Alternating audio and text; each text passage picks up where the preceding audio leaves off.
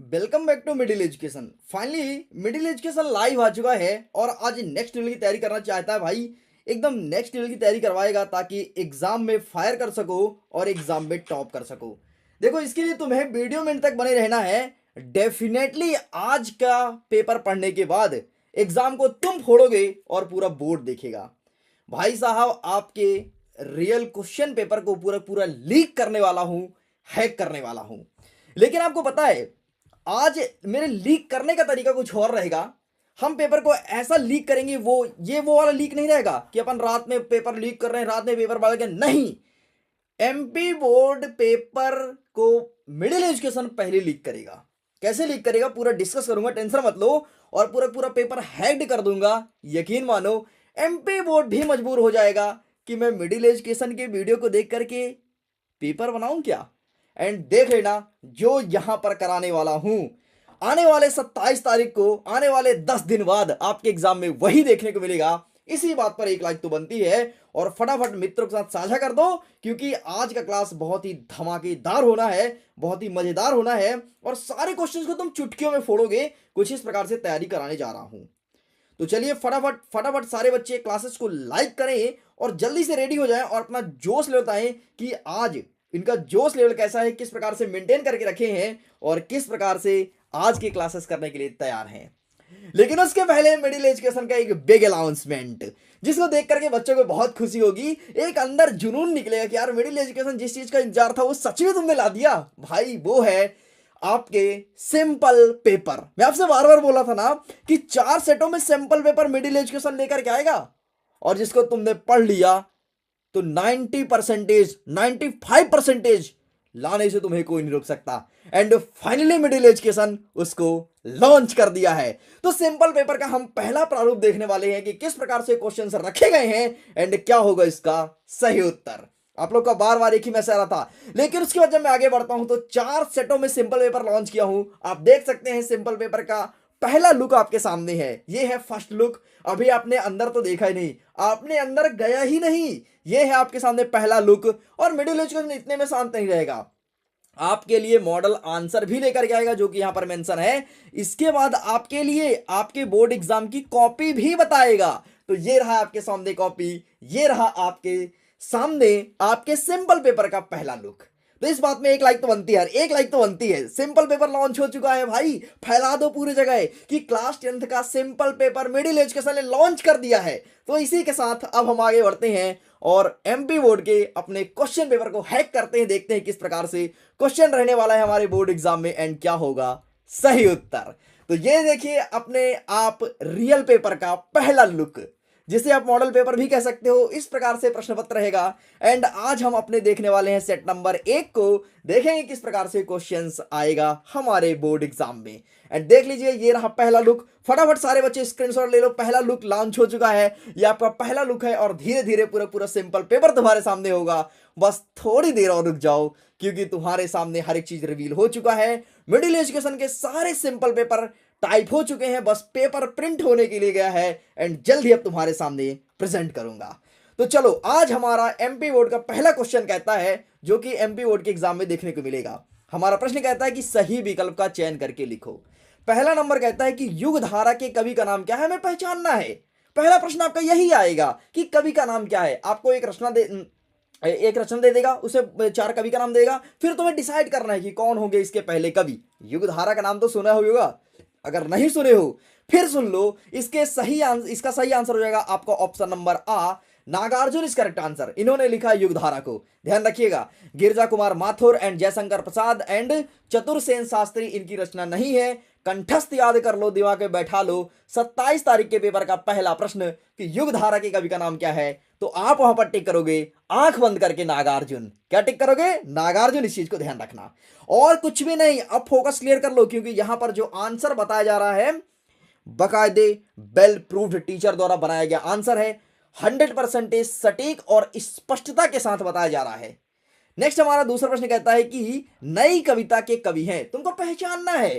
तुमको एक क्राइटेरिया देगा दूसरे प्रश्न में कि भाई साहब कोई क्राइटेरिया देगा, जैसे छायावादी दे दिया या फिर कुछ और, तो आपके एग्जाम में देखने को मिलेगा नई कविता एंड कवि को पहचानना है। थोड़ी जटिल लग रहा है ना, जटिल क्वेश्चन है क्योंकि वस्तुनिष्ठ है ना, एमपी बोर्ड का बनाया क्वेश्चन है। तो नई कविता के कवि कौन है? निराला। इनका पूरा नाम है सूर्यकांत त्रिपाठी निराला। एंड यहां पर सुमित्रा नंदन पंत को प्रकृति का सुकुमार कवि कहा जाता है, ध्यान रखिएगा। क्या कहते हैं? प्रकृति का सुकुमार कवि, है ना। अगर एग्जाम में तुम्हारे देखने को मिलेगा कि प्रकृति का सुकुमार कवि कौन है, तो आंख बंद करके आप लोग को लगाना है सुमित्रा नंदन पंत। एंड आगे महादेवी वर्मा एंड रघुवीर सहाय, इनका नई कविता से कोई वास्तविक संबंध नहीं है।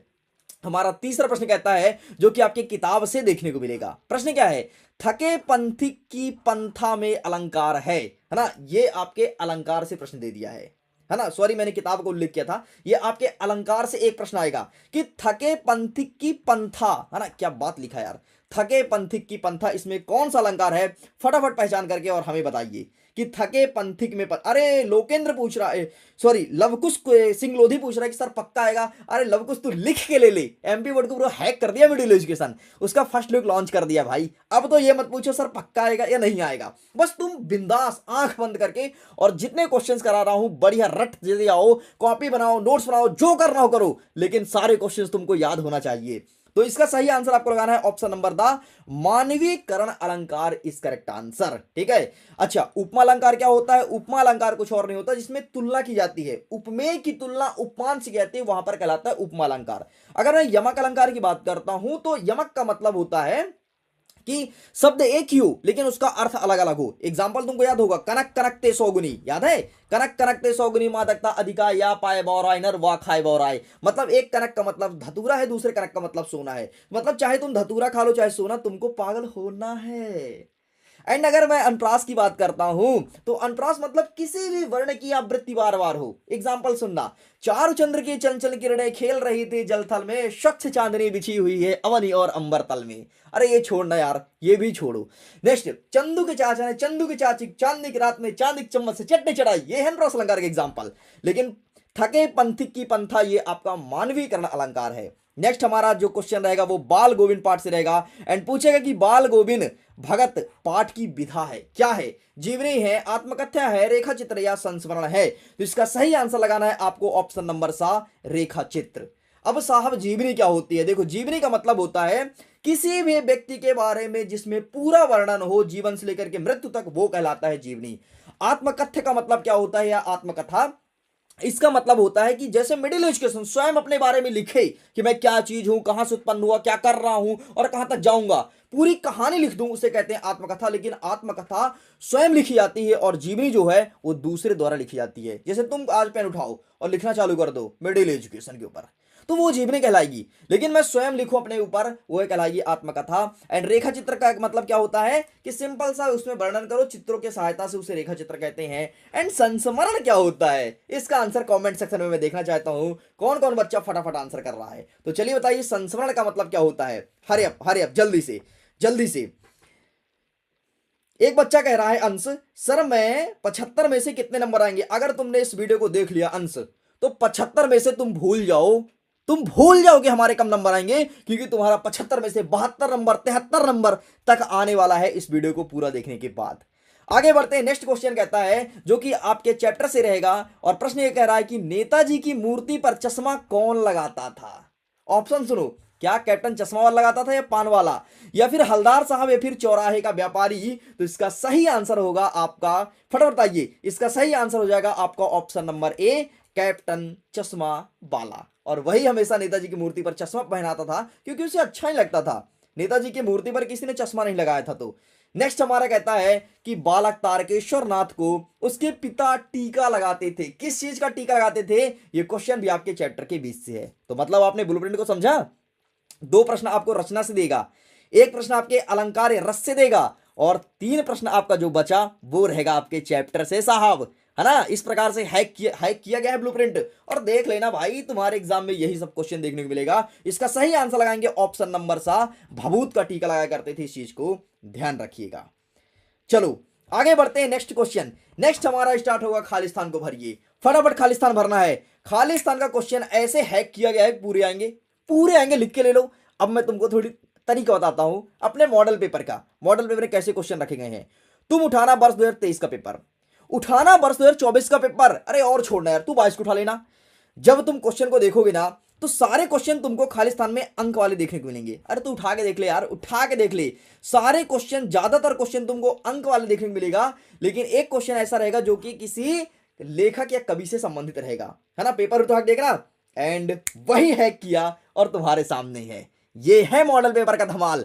इस मॉडल पेपर को मैं नाम दे रहा हूं हाइब्रिड, क्योंकि सचमुच यार बहुत मेहनत किया गया है यार। मिडिल एजुकेशन रातों दिन आंखें फोड़ फोड़ के इसलिए तुम्हारे लिए वीडियो नहीं आ रहे थे, क्योंकि मैं तो कुछ बड़ा करने वाला तुम्हारे लिए, एंड फाइनली आ चुका है। अब देखो, पहला प्रश्न कह रहा है कि तुलसीदास जी के गुरु का नाम क्या था। वर्ष 2022 का पेपर उठाओ, 23 को उठाओ, 24 को उठाओ, यही प्रश्न घुमा फिरा के पूछा गया है। इसका सही आंसर हो जाएगा आपका नरहरिदास, सूरदास, तुलसीदास। बस इतने के ही इर्द गिर्द पूरा पूरा पेपर घूम रहा था।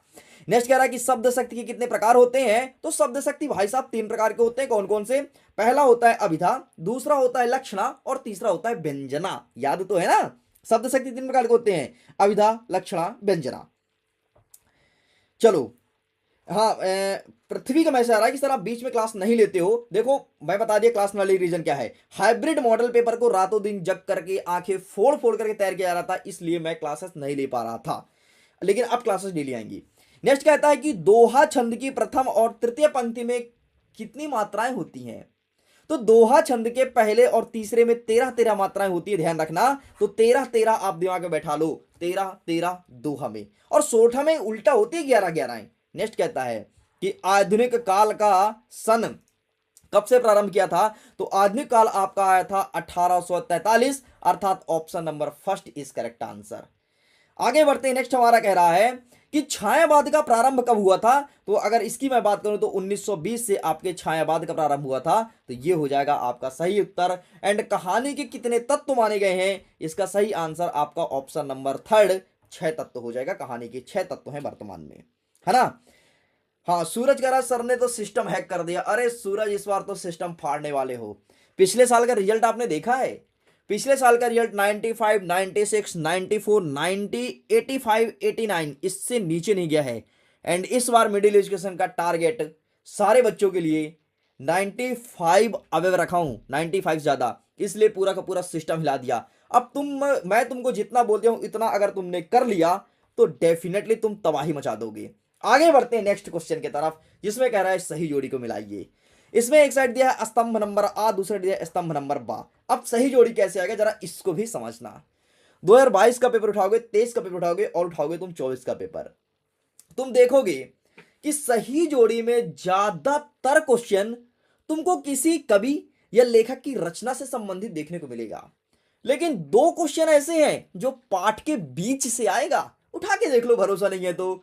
एंड मिडिल एजुकेशन भी अपने हाइब्रिड मॉडल पेपर में कुछ ऐसा ही अरेंज करवाया है। देखो क्वेश्चन, विनय पत्रिका ये किससे संबंधित है। तो विनय पत्रिका आपके संबंधित है तुलसीदास जी से, ये होगा सही उत्तर। नेक्स्ट क्या कह रहा है, गले का हार, तो इसका सही मतलब होगा अत्यंत प्रिय होना। जैसे तुम लोग किसी को गले में लटका लेते ना, अरे आजा भाई तू मेरे गले में लटक जा, तो मेरे गले की हार है, तो मेरी जान है, वही कहलाता है अत्यंत प्रिय होना। नेक्स्ट कहता है साहित्य लहरी, इसको लिखने वाले आपके सूरदास जी हैं। सूरदास जी के जितने भी रचना है वो साहित्य लहरी और सूर्य सागर, सूर सारावली, अगर ऐसे नाम तुमको मिले समझो सूरदास जी हैं। नेक्स्ट कह रहा है रिपोतार्ज की भाषा, तो इसका सही आंसर आपको क्या लिखना है। रिपोतार्ज की भाषा मतलब प्रश्न क्रमांक 4, इसका सही आंसर हो जाएगा आपका फ्रेंच। नेक्स्ट कह रहा है पहाड़ पर लालटेन, तो इसका सही आंसर आपका हो जाएगा मंगलेश डबराल। मंगलेश डबराल की पाठ है पहाड़ पर लालटेन, और यहां से प्रश्न आता है ना। नेक्स्ट हमारा कह रहा है एकांकी, तो इसका सही आंसर आपको लिखना है। एकांकी का यहां पर ऑप्शन मिस्टेक हो गया, ठीक है। एकांकी का 1 अंक होना चाहिए, लेकिन यहां पर ऑप्शन नहीं है, तो प्लीज इसको ध्यान दीजिएगा, यहां पर 1 अंक करना है, ठीक है, 1 अंक। चलो, ऑप्शन था दरअसल में, जब मैं इस स्लाइड में अरेंज कर रहा था तो उसे मुझे काटना पड़ा, मैंने ध्यान नहीं दिया, ठीक है। तो एकांकी का 1 अंक हो जाएगा। इस प्रकार से ये होता है कंप्लीट। आगे बढ़ते हैं। नेक्स्ट हमारा कह रहा है एक वाक्य में उत्तर दो। आइए समझते हैं एक वाक्य में किस प्रकार से पूछेगा। अब एक वाक्य का जरा हैक समझना। एक पूछ रहा है आपके रचना संबंधित, दूसरा प्रश्न आएगा आपके कवि परिचय संबंधित, जैसे कोई कवि हो गया, इसका पुराना नाम क्या था, इसका नया नाम क्या था, ये किस नाम से जाने जाते हैं, ऐसे क्वेश्चन आएगा। और आपके दो प्रश्न आएंगे पाठ के 20 से और एक प्रश्न आएगा आपके मुहावरे वाक्य से। समझ गए? तो इस प्रकार से मिडिल एजुकेशन ने हैक्ड करके और अरेंज किया है। जरा देखना कैसे। पहला प्रश्न कहता है राम लक्ष्मण परशुराम संवाद रामचरित के किस कांड का अंश है? यह प्रश्न पूछा गया है। तो ये आपके कहलाएगा बाल कांड का। ठीक है, बाल कांड का। क्या? राम लक्ष्मण परशुराम संवाद, ये बाल कांड के बीच से निकाला गया है। नेक्स्ट हमारा कह रहा है कि उत्साह कविता का मुख्य गुण क्या है? तो उत्साह कविता जब तुम पढ़ोगे तो यहां पर तुम्हें ओज गुण देखने को मिलेगा। ओज गुण याद रखना, ओज गुण देखने को मिलेगा। नेक्स्ट हमारा कह रहा है अरि ओ करुणा प्रभामय किसकी रचना है? तो ये आपके अज्ञेय की रचना है। किसकी रचना है? अज्ञेय की। अरि ओ करुणा प्रभामय ये अज्ञेय की रचना है, इसे लिखने वाले अज्ञेय हैं। नेक्स्ट कह रहा है अट नहीं रही कविता में किस बात की ओर संकेत कर रहा है या प्रकट कर रहा है? तो फागुन के महीने की बात कर रहा है। किसकी बात कर रहा है? फागुन के महीने की। अंश कह रहा है सर आप कह रहे हो कि इसे पढ़ लो 72 तक आ जाएगा, तो आप 4 सेट क्यों लॉन्च कर रहे हो? वेरी गुड, बहुत अच्छे क्वेश्चन। 4 सेटों में आपके सेम पैटर्न को बताया गया है और अगर आपने देख लिया इस सेट को तो यकीन मानो 72 आएगा, क्योंकि ये सेट नंबर 1 है। अभी 3 सेट और है और आपका पेपर भी 4 सेटों में आएगा। तो ये सेट नंबर अगर तुम्हारे किस्मत में 1 होगा तो तुम्हारे 72 आएंगे। अगर सेट नंबर 2 तुम्हारे किस्मत में होगा तो फिर यहां से तुम्हारे 30 से 40 नंबर का आएगा। फिर तुम्हें सेट नंबर 2 की वीडियो देखनी पड़ेगी। इसलिए मैंने बोला कि यहां से 72 नंबर का आने वाला है। नेक्स्ट कह रहा है कि कवि नागार्जुन का मूल नाम क्या है? तो नागार्जुन को किस नाम जानते हैं? इसका आंसर आप फटाफट कमेंट सेक्शन में करिए। मैं देखना चाहता हूं कौन स्टूडेंट इसका सही आंसर देता है। नागार्जुन का मूल नाम क्या है? जल्दी से आंसर कीजिए। तो सूरज देव ने सबसे पहले आंसर किया कि नागार्जुन का नाम वैद्यनाथ है, जो कि बिल्कुल सही है। एंड नेक्स्ट कह रहा है कि अब चला जाए किस प्रकार का वाक्य है? तो अब चला जाए ये किस प्रकार का वाक्य है? ये आपका भाव वाक्य है, ये भाववाच्य है। ठीक है, या फिर आप इसे साधारण वाक्य कह सकते हो। ठीक है, वाक्य अगर पूछे तो यहां पर हम साधारण वाक्य लिखेंगे। अब चला जाए ये साधारण वाक्य है। इस प्रकार से आपका ये होता है कंप्लीट। चलिए, तो यहां तक सब कुछ समझ आया। अब हम आगे बढ़ते हैं 5वें प्रश्न के साथ। लेकिन इसके पहले आप अपना जोश लेवल बताइए कि आप कितने एक्साइटेड हो क्लास को देखने के लिए, क्योंकि आज की क्लासेस बहुत लंबी चलने वाली है। पूरा का पूरा सेट नंबर 1 को कवर करेंगे, सारे क्वेश्चन को हैक करेंगे, सारे क्वेश्चन को अच्छे समझेंगे। तो फटाफट बताओ कि आपका जोश लेवल कितना बचा है और बढ़िया इत्मीनान से बैठना। घर में अगर कोई काम बोला तो मना कर दो कि अब हम कुछ काम नहीं करेंगे, क्योंकि hybrid simple paper middle education का लॉन्च हो चुका है और आज इसका हमने पहला लुक देख रहे हैं कि किस प्रकार से क्वेश्चंस हैं। फिर तय आपको करना है कि आपका किताब ज्यादा सही है या फिर मिडिल एजुकेशन का हाइब्रिड सिंपल पेपर। तो फटाफट आप कमेंट सेक्शन में लिखिए कि आपका जोश लेवल कितना है, कितने एक्साइटेड हो आज के क्लासेस के लिए। फटाफट फटाफट फटाफट, जल्दी से जल्दी से जल्दी से। थोड़ी मैं पानी पी लेता हूं, आप लोग फटाफट कमेंट कीजिए जल्दी से। जोश लेवल।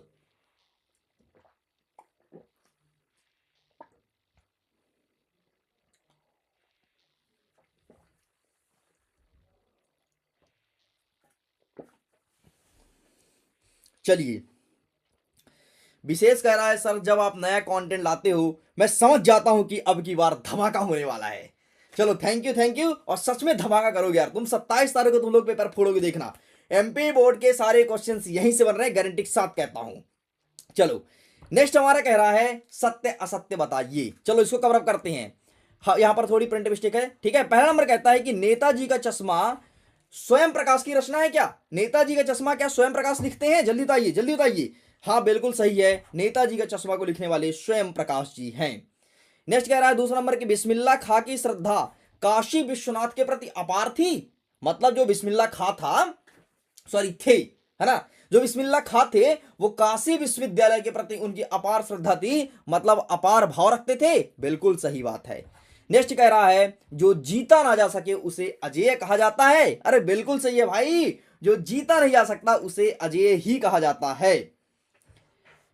नेक्स्ट हमारा कह रहा है, ठीक है, यहां पर एक बच्चे को मैसेज आया कि सर मैंने पूरे साल स्कूल नहीं गया, बस मुझे पास होना है। पास नहीं यार, तू टॉप करेगा, टेंशन मत ले। ऐसे कितने स्टूडेंट हैं जो आजकल 11th क्लास में हैं, उनसे तो पूछना मिडिल एजुकेशन क्या चीज है, वो तुमको बताएंगे।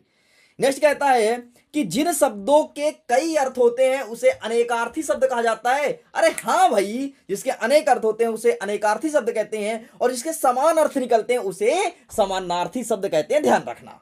नेक्स्ट आगे बढ़ते हैं। जहां नायक नायिका के विरह का वर्णन होता है वहां संयोग रस होता है नहीं। जहां नायक नायिका के विरह का वर्णन होता है, बिछड़ने का वर्णन होता है, जिसे तुम अपने प्रादेशिक भाषा में ब्रेकअप कहते हो, वहां पर वियोग रस होता है, संयोग नहीं होता। संयोग में तो नायक नायिका मिलते हैं, प्रेम करते हैं, जिसे तुम पैचअप कहते हो प्रादेशिक भाषा में, हाँ, तो उसमें होता है संयोग रस। बाकी अगर बिछड़ रहे हैं तो वहां पर वियोग रस होगा। ये आपके श्रृंगार रस के जो दो प्रकार होते हैं ना, एक संयोग, देखो श्रृंगार रस का दो प्रकार होता है, एक होता है संयोग और दूसरा होता है आपका वियोग। तो संयोग मतलब नायक नायिका का मिलना और वियोग मतलब नायक नायिका का बिछड़ना। आगे बढ़ते हैं। मात्रिक छंद में वर्णों की गणना होती है। अहो, मात्रिक छंद में तो मात्राओं की गणना होती है, वार्णिक छंद में वर्णों की गणना होती है। इसको जरा समझना। जो छंद है ना बेटा, वो छंद होता है दो प्रकार का, एक होता है मात्रिक और दूसरा होता है आपका वार्णिक। ठीक है, तो जो मात्रिक छंद होता है उसमें मात्राओं की गणना होती है, जो वार्णिक छंद होता है उसमें वर्णक गणना होती है। प्रश्न में लिखा है मात्रिक छंद में वर्णक गणना होती है, नहीं, नाम से स्पष्ट है, मात्रिक मतलब मात्राओं की गणना। खत्म खत्म। आगे बढ़ते हैं। अब धमाका मचाते हैं प्रश्न क्रमांक 6 से और उसके आंसर को कवर अप करेंगे। अब देखना प्रश्न क्रमांक 6 को मैंने किस प्रकार से हैक किया है। प्रश्न क्रमांक 6 को मैंने किस प्रकार से हैक किया, जरा इसे समझना। ठीक है, चलो, तो ये रहा है आपके सामने प्रश्न क्रमांक 6। सेम सेम खुल जा और आजा बच्चों के स्क्रीन में और उनको दिखा दे अपना तबाही। ये रहा प्रश्न क्रमांक 6 जो है वो आपके आएगा रीतिकाल और कितने काल हैं, जो आधुनिक काल, वहां से प्रश्न देखने को मिलेगा। मतलब आप ऐसा कह सकते हो कि अपने परीक्षा अध्ययन या परीक्षा बोध का पहला पेज जो कि आपका पेज रहता है, मैं बता देता हूं, गद्य खंड जो कि रहता है, एंड वहां से क्वेश्चन देखने को मिलेगा, जिसे आप, सॉरी गद्य खंड नहीं, पद्य साहित्य का इतिहास, वहां से क्वेश्चन आएगा, पद्य साहित्य का इतिहास। ठीक है, अब तुम 2022 का पेपर उठाओ, 23 का पेपर उठाओ, सेम क्वेश्चन ऐसे ही रखा गया है, पेपर उठा के देख लो। हाइब्रिड सिंपल पेपर है भाई, हाइब्रिड। नेक्स्ट हमारा प्रश्न कहता है कि छायावाद की दो विशेषता बताइए। क्या होता है छायावाद की विशेषता? अथवा में क्या पूछेगा कि रीतिकाल के दो कवि का नाम और उनकी एक एक रचना बतानी है। अब देखो यार, जरा तुम समझना कि हमें बोर्ड एग्जाम में आंसर्स कैसे लिखने हैं। हमारे प्रश्न में कहता है कि छायावाद की दो विशेषताएं। क्या लिखा है? छायावाद की दो विशेषता। तो दो विशेषता मतलब तुम्हें नंबर डाल करके इसका आंसर लिखना है। ध्यान से सुन लो, अगर तुमने नंबर डाल के नहीं लिखा तुम्हें 1 नंबर मिलेगा भाई, क्योंकि एमपी बोर्ड को लगता है ये बच्चा नंबर नहीं डाला, मतलब ये 1 ही लिखा होगा, ये 2 क्यों लिखेगा, है ना। 2 नंबर डाल के लिखना है, आपको 2 हो जाएगा। इस प्रकार से आपको 2 नंबर मिलेगा। एंड रीतिकाल के दो कवि का नाम और उसकी एक एक रचना। अब देखो, अगर मैं होता स्वयं मिडिल एजुकेशन तुम्हारे बोर्ड एग्जाम में बैठा होता तो मैं किसका आंसर अटेंड करता। मैं अगर होता ना, तुम यकीन मानो, मैं ऊपर वाला लिख कर गया था छायावाद की दो विशेषताएं। अब बोलोगे सर ऐसा क्यों, ऐसा क्यों सर, ऐसा क्या रीजन है कि आप ऊपर वाला लिखते? तो इसका सिर्फ और सिर्फ ये रीजन है क्योंकि इसमें दो विशेषता बोला है। मतलब अगर मैं पॉइंटों में लिखता तो मुझे 2 नंबर मिलते, अगर मुझे एक ही पॉइंट याद होता तो मैं 1 पॉइंट लिखता तो मुझे 1 नंबर मिलते। लेकिन कभी कभी कवि का नाम और रचना दिमाग से निकल जाता है तो दाएं बाएं हो जाता है। मतलब जैसे कवि है यहां पर तुलसीदास जी, तो उसमें तुम लिख दिए साहित्य लहरी, रचना चेंज कर दिए, सूर सागर लिख दिए, सूर सारावली, तो कभी कभी हो जाता है। तो ज्यादातर आप लोग ऐसे क्वेश्चन को अटेंड करो जो सटीक आंसर दे और सटीक आपको नंबर दे। तो अगर मिडिल एजुकेशन हो तो छायावाद लिखता, एंड मैं सजेस्ट भी आपको छायावाद ही करूंगा, लेकिन फिर भी तुम्हारी मर्जी। तो ये रहा छायावाद की विशेषताएं। सबसे पहले व्यक्तिवाद की प्रधानता। क्या होता है छायावाद में?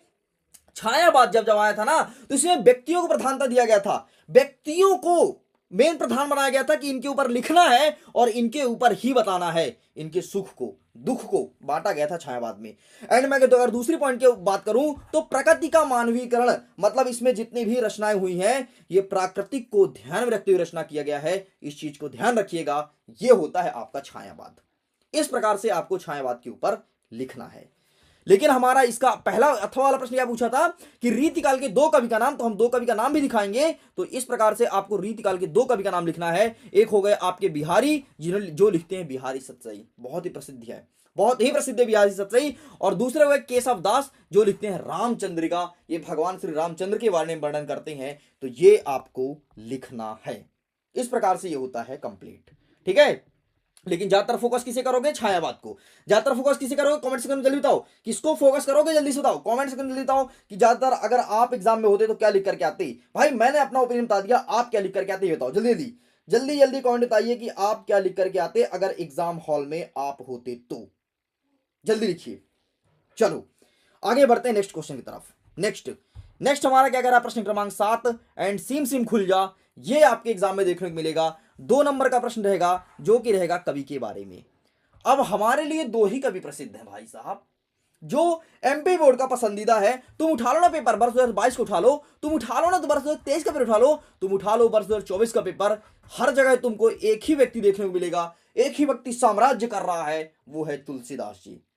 अब तुलसीदास की केवल और केवल काव्यगत विशेषताएं लिखनी है, इसमें कुछ बिंदु दिया गया है उसमें लिखना, केवल इनकी 2 रचना बताना, केवल इनकी 2 रचना बताना और भाव पक्ष लिखना।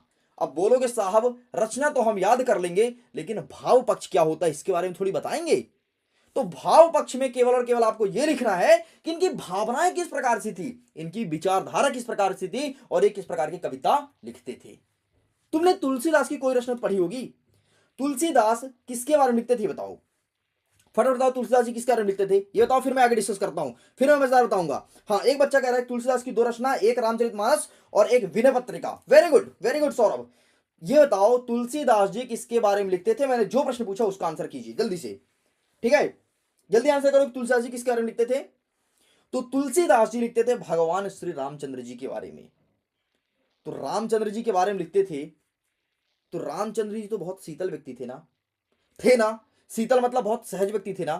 तो रामचंद्र की अगर बात हो रही है तो क्या वहां पर ओज ओज का उपयोग होगा, क्या वहां पर बीरस का उपयोग होगा, नहीं होगा, क्योंकि अगर लक्ष्मण होते तो वहां पर बीरस का उपयोग होता, और रामचंद्र है तो वहां पर बीरस का प्रयोग नहीं होगा बल्कि शांत रस का उपयोग होगा। भाई रामचंद्र जी बड़े अच्छे व्यक्ति थे, ऐसा कहा जाता है कि बहुत ही शांत स्वभाव के व्यक्ति थे, क्रोधित नहीं होते थे, कभी गुस्सा नहीं होते थे। मां सीता का जब हरण हुआ तब भी उन्होंने गुस्सा नहीं किया, बहुत ही सहजता ढंग से और अपने कार्यों को किया। तो इस प्रकार से उनके भाव पक्ष को समझो कि ऐसी भाव होती थी और किस प्रकार से वो लिखेंगे। तो भाव पक्ष में क्या लिखना है हम आगे कवर अप करने वाले हैं।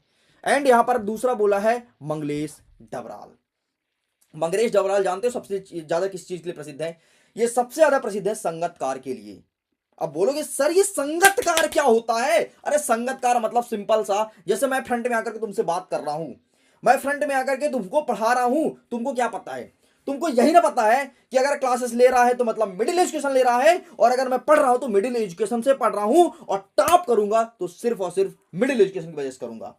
तुम यही जानते हो ना, लेकिन क्या आपको पता है कि आप जो स्लाइड देख रहे हो वो स्लाइड को किसने बनाया, क्या आपको पता है ये हाइब्रिड मॉडल पेपर जिसने मिडिल एजुकेशन लॉन्च कर दिया है इसको किसने बनाया, आपको नहीं पता ना। जो बैकएंड में काम करता है उसे कहते हैं संगतकार। और मंगलेश डबराल बोले कि हमें संगतकार का इज्जत करना चाहिए, वो भले फ्रंट में आकर के दिखाई नहीं देते लेकिन पीछे पीछे वाले बहुत कुछ काम करते हैं।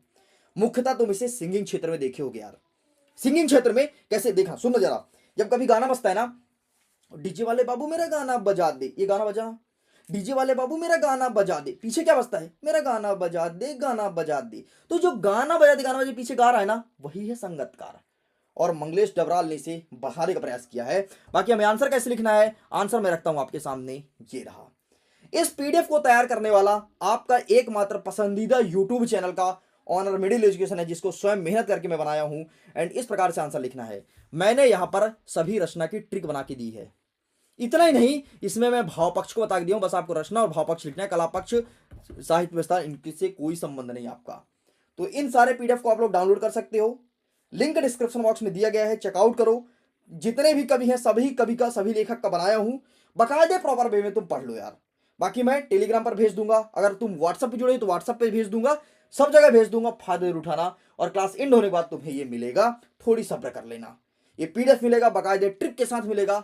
रचना याद नहीं हो रही, ट्रिक याद करो, तुम्हारा काम हो जाएगा। चलो आगे बढ़ते हैं नेक्स्ट क्वेश्चन की तरफ। नेक्स्ट हमारा क्वेश्चन कह रहा है प्रश्न क्रमांक 8। अब प्रश्न क्रमांक 8 को हैक करने का तरीका बताता हूं। मिडिल एजुकेशन क्या किया, जब वर्ष 2022, 23, 24 का पेपर देख रहा था ना, वो देखा यार कि ये प्रश्न क्रमांक 8 और 9 जितने भी हैं, जितने भी साल में पूछा गया है, ये पाठ के 20 से घुसेड़ घुसेड़ के पूछा है। तो जब पाठ के बीच से पूछा ही है, आपके पद्य खंड से प्रश्न पूछा ही है, तो क्यों ना आपके हाइब्रिड मॉडल पेपर में आना चाहिए क्वेश्चन। एंड फाइनली मैं लेकर के आया हूं, इसलिए मैं बोलता हूं यहां से क्वेश्चन देखने को मिलेगा, क्योंकि यहां पर जो क्वेश्चन रखे गए हैं एकदम सेलेक्टेड और ऐसे क्वेश्चन रखे गए हैं जिसे गवर्नमेंट स्कूल के टीचर स्वयं प्रमोट करते हैं कि ऐसे क्वेश्चन को पढ़ना चाहिए। इस हाइब्रिड पेपर को बनाने के लिए ना गवर्नमेंट के हिंदी सब्जेक्ट के टॉप टीचर को बुलाया गया था घर पे। टॉप टीचर को बुला करके 10 दिन तक बैठा करके और बाकायदे एक एक चीज को प्रिपेयर किया गया था। हमारा प्रश्न कह रहा है मर्यादा ना लही के माध्यम से किस मर्यादा पर ना रहने की बात कही जा रही है। किस मर्यादा की बात कर रहा है कि किस मर्यादा नहीं रहना, तो ये रहा आपके सामने आंसर। इसका आंसर लिखेंगे कि प्रेम की मर्यादा में ना रहने की बात कर रहा है ना। ये कह रहा है कि अगर तुम एक दूसरे से प्रेम करते हो ना यार, प्रेम करते हो ना, उसे निभाना चाहिए। अगर तुम सच्चा प्रेम करते हो उसे तुम निभाओगे, यही कह रहा है मर्यादा ना लही। आगे लिखता है कि वे प्रेम की सच्ची भावना को समझे और उसकी मर्यादा की रक्षा करे। परंतु कृष्ण भगवान जो थे वो गोपी के प्रेम को समझ नहीं रहे हैं। गोपियां तो मर ही जा रही हैं उनके लिए, अरे भैया श्री कृष्ण, लेकिन वो नहीं समझ रहे, उनको समझ नहीं आ रहा है। इसलिए गोपियां कहती थी मर्यादा ना लही। समझ गए, ये बात कही जा रही है। ये तुम्हारे कॉन्टेक्स्ट में बात नहीं हो रही है कि सर हम तो प्रेम करते हैं, सर हम बहुत अच्छे से निभाते हैं। अरे तुम्हारी बात नहीं हो रही रे, अपने में मत जोड़ना। आगे बढ़ते हैं। अथवा में कहता है कि परशुराम के क्रोध होने पर लक्ष्मण ने धनुष टूट जाने पर कौन कौन से तर्क दिए। तुमको पता है ना कि स्वयंवर हुआ था।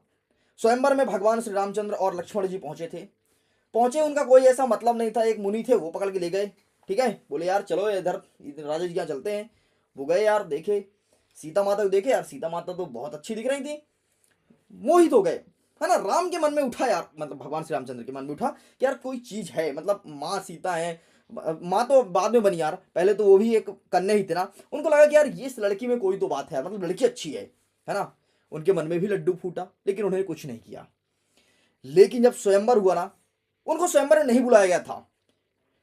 फिर वो स्वयंवर में गए यार, पहुंचे, बैठे आराम से साइड में बैठे। जितने राजा थे वो सब आए, धनुष धनुष को उठाने की कोशिश किए, तोड़ने मोड़ने के लिए। अरे भैया किसी की औकात ही नहीं थी उस धनुष को उठा सके, क्योंकि वो शिव का धनुष था। ध्यान रखना, परीक्षा प्रश्न पूछता है कि राम ने जो धनुष तोड़ा था किसकी धनुष थी, उस शिव जी की धनुष थी, भगवान शिव यार, शिव शंकर जी की, ठीक है। नहीं उठा पाए यार।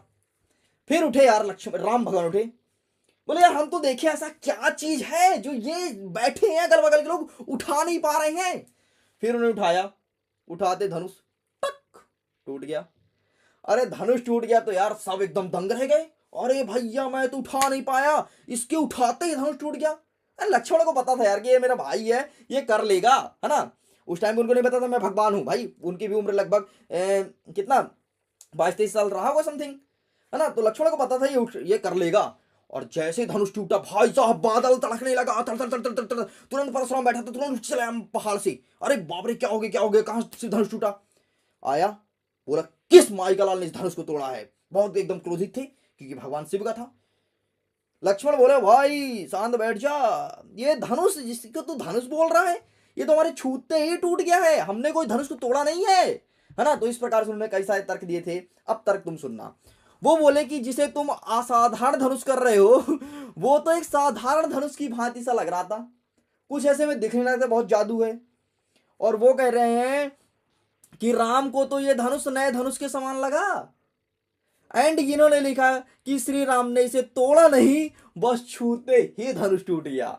मतलब देख रहे हो एकदम बराबर छिलाई हो रही परशुराम की। आगे ये लिखते हैं कि इस धनुष को तोड़ते हुए किसी को लाभ या हानि के विषय में सोचा ही नहीं, विचार में भी नहीं आया। तो इस प्रकार से इन्होंने तर्क दिया, है ना। मतलब एकदम लक्ष्मण के, और तुमको पता है यार बहुत एटीट्यूड बहुत हॉरर था। नेक्स्ट हमारा प्रश्न पूछेगा, प्रश्न क्रमांक 9 कि राम लक्ष्मण परशुराम संवाद के व्यंग का अनूठा सौंदर्य क्या है। अनूठा सौंदर्य का मतलब क्या होता है इसे जरा समझना। मतलब जब राम लक्ष्मण और परशुराम तीन लोग आपस में बात कर रहे हैं तो क्या बातें कर रहे हैं, उनके कहने का मतलब क्या है, ये चीज पूछा गया है। तो इनका अनूठा सौंदर्य में दिखा देता हूं, ये तुम्हें लिखना है।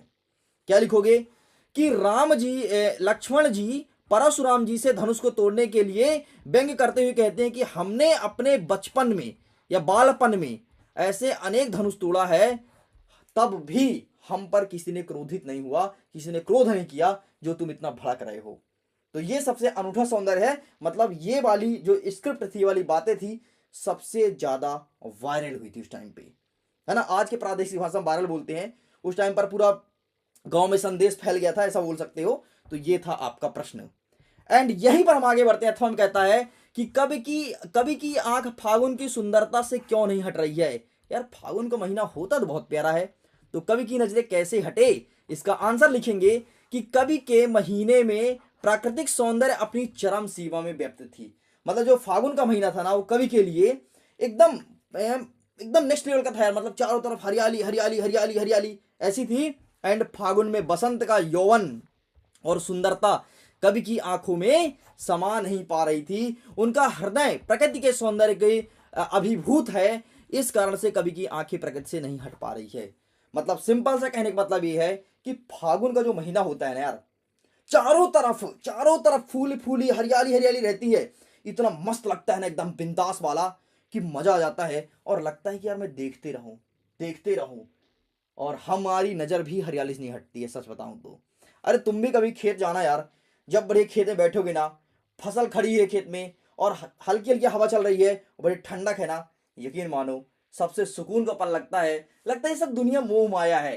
प्रकृति के नजरों में इंसान खो जाता है, डूब जाता है। समझ गए।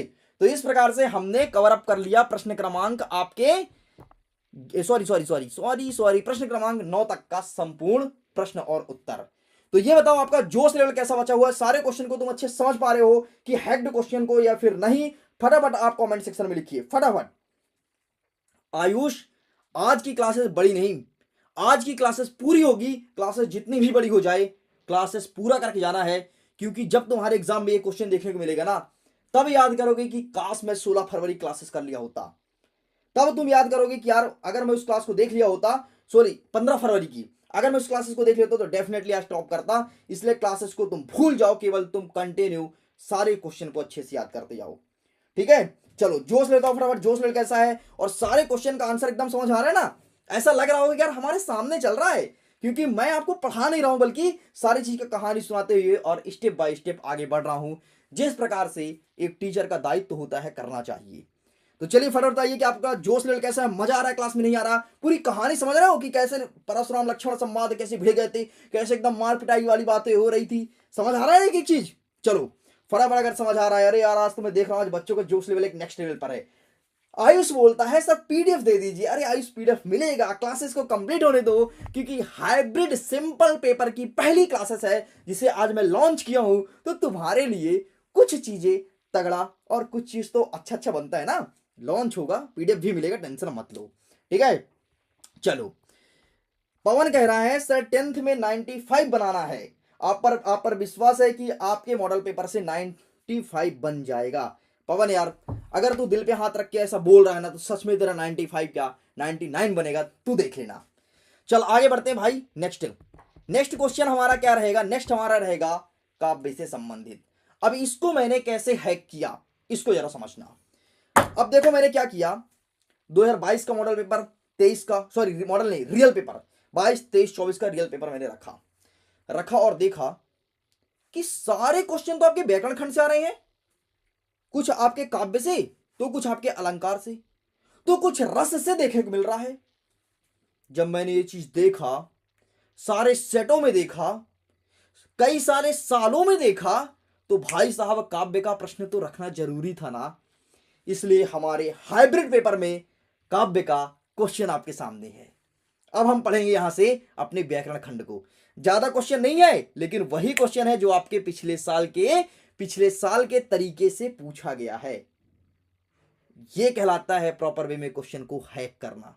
हैकर क्या करते हैं, हैकर ऐसे ही करते हैं, आपके तरीकों को समझेंगे एंड उसी के अकॉर्डिंग अपना लॉजिक लगाएंगे और आपके पासवर्ड को हैक कर देते हैं। तो ये रहा आपके हैकर का पहला क्वेश्चन, जो कि हमारा 10वां नंबर कह रहा है कि मुक्तक काव्य किसे कहते हैं। काव्य से प्रश्न है, मुक्तक काव्य से। तो आइए हम इसका आंसर देखते हैं कि इसका क्या लिखेंगे। तो इसका आंसर आपको लिखना है कि वह पद्य रचना जिसके छंद स्वतः पूर्ण और स्वतंत्र होते हैं, किसी क्रम से संचलित नहीं होते हैं, उसे कहते हैं मुक्तक काव्य। अब जरा इसे तुम समझना। एक बात बताओ यार, मुक्त मतलब क्या होता है। मुक्त मतलब होता है किसी को आजाद कर दो, छोड़ दो, वही कहलाता है ना मुक्त। मुक्त वही कहलाता है ना, जैसे तुम किसी के झांसे में फंसे हुए हो या फिर कोई चक्कर में तुम फंस गए हो, है ना, जैसे कहीं पर स्कैम हो रहा है वहां पर तुम फंस गए, तो तुम चाहोगे यार यहाँ से मुक्त हो जाए यार, हम भाई अपना जिंदगी अच्छे से जिएंगे, बस एक बार मुक्त हो जाए यहाँ से। वही तो कहलाता है ना मुक्तक काव्य। तो सॉरी, वही तो कहलाता है ना मुक्त। तो बस वही मुक्त से रिलेट करो मुक्तक काव्य में, और मुक्तक काव्य का डेफिनेशन बनेगा कि वह पद्य रचना जिसमें छंद पूर्णतः स्वतंत्र होते हैं, किसी से कोई मतलब नहीं, स्वतंत्र एकदम मुक्त हैं, मुक्त जिंदगी जी रहे हैं और किसी क्रम में संचलित नहीं होते हैं, किसी क्रम से कोई मतलब नहीं, अपनी रचना है अपनी कर रहे हैं, किसी से कोई मतलब ही नहीं, वही कहलाएगा मुक्तक काव्य। जैसे बिहारी सतसई पढ़ लो या फिर आप दोहावली। आप कमेंट सेक्शन में ये बताओ कि दोहावली किसकी रचना है, फर्क बताइए दोहावली किसकी रचना है, इसका आंसर कीजिए। एंड हमारे 8वां में प्रश्न पूछेगा मानवीकरण अलंकार को परिभाषित कीजिए। अब मानवीकरण अलंकार क्या होता है, इसका आंसर हम देखेंगे यहां। अब जरा इसे समझना। मानवीकरण मतलब जहां जड़ प्रकृति वस्तु पर मानवीय भावों या क्रियाओं का आरोप होता है वह कहलाता है मानवीकरण अलंकार।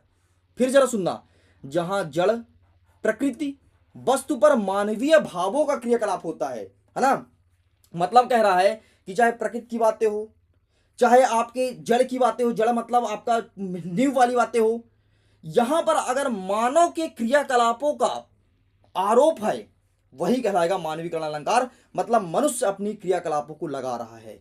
अगर मैं दूसरे शब्दों में बात करूं, अगर आपको लैंग्वेज टफ लग रहा है तो आपको लिखना है जहां जब तक किसी अचेतना वस्तु को मानव की तरह गतिविधि करके करता दिखा जाता है वह कहलाता है मानवीकरण अलंकार। अब जरा समझना कैसे, जैसे सपोज करो कि मेरे पास यहां पर मोबाइल अवेलेबल है, मोबाइल तो एक निर्जीव है ना, मोबाइल एक निर्जीव है ना, लेकिन मैं कहता हूं कि मेरा मोबाइल मुझे मुझे 4 बजे उठा देता है। भाई 4 बजे कौन उठाएगा, या तो मम्मी आके उठाएगी, बेटा पढ़ ले 10वीं है एग्जाम आने वाला है ना, मम्मी उठाएगी, लेकिन हमारा मोबाइल उठाता है, मतलब हमारा मोबाइल कहीं ना कहीं मनुष्य की तरह काम करता है। बस यही तो है मानवीकरण अलंकार। अब बताओ समझ आया, मतलब कोई अचेतना चीज अगर उससे तुम मनुष्य से तुलना कर दो और तुलना करने के बाद वो काम करे वो कहलाएगा मानवीकरण अलंकार। बस इतना तुम्हें लिखना था। एग्जाम्पल देखना यार, तुम देखे होगे कि अक्सर लेडीज जो होती हैं, लेडीज जो लड़कियां होती हैं वो बहुत ज्यादा सजती संवरती हैं, है ना, लिपस्टिक और क्या क्या होता है, काजल, आईलाइनर और जो भी होता है दुनिया भर की, है ना, ये सब चीजें यूज करती हैं, मतलब वो बनती ठनती हैं। अरे शादी ब्याह में जाकर देखे होगे, अरे भाई साहब एक बार शादी में गया यार, ये बहुत ज्यादा एकदम ठंडी का सीजन था यार, बहुत एकदम ठंडी पीक में था, ठीक है, मैं देख रहा हूँ सारे लड़के बकायदे वहां पर एकदम कोट वोट पहने हुए हैं और फिर भी ठुटू ठुटू आग के पास बैठे हैं, लेकिन लड़कियों को देखो भाई साहब पतले पतले एकदम कपड़े और कोई कोट वोट नहीं, मतलब देख रहे हो एनर्जी लेवल देख रहे हो। भाई मैं तो गजब मान गया यार चल क्या रहा भाई, इनको ठंड क्यों नहीं लग रही है ना, तो बस तुलना कर दिया ना। तो ठीक वैसे कह रहा है कि मेघ आए बन ठन के सबर के। अब मेघ क्या इंसान है, क्या जो बादल है वो क्या कान में ईयररिंग पहनेगा, क्या नाक में नथनी पहनेगा, नहीं ना, लेकिन बन ठन के आया है बढ़िया सवर के, यही कहलाता है मानवीकरण अलंकार, क्योंकि इससे मानव के साथ तुलना किया गया है। मैं उम्मीद करता हूं दिमाग में हिट किया होगा और समझ आया होगा बाकायदे कि आखिरकार क्या होता है मानवीकरण अलंकार। आगे बढ़ते हैं नेक्स्ट क्वेश्चन। नेक्स्ट हमारा कह रहा है प्रश्न क्रमांक 11, रस किसे कहते हैं इसे परिभाषित करो। भाई साहब रस पूछ रहा है, रस रस जरा समझ रस रस रस मतलब यार ऐसा समझ आ रहा है कि कुछ तगड़ा होगा, कुछ मीठा होगा, क्योंकि रस बोल रहा है ना। अरे भैया तुमने गुलाब जामुन का रस खाया होगा, बड़ा मीठा सा लगता है, बड़ा आनंद आता है, बहुत आनंद आता है, अरे रस हमने चूस लिया, रस हमने पी लिया।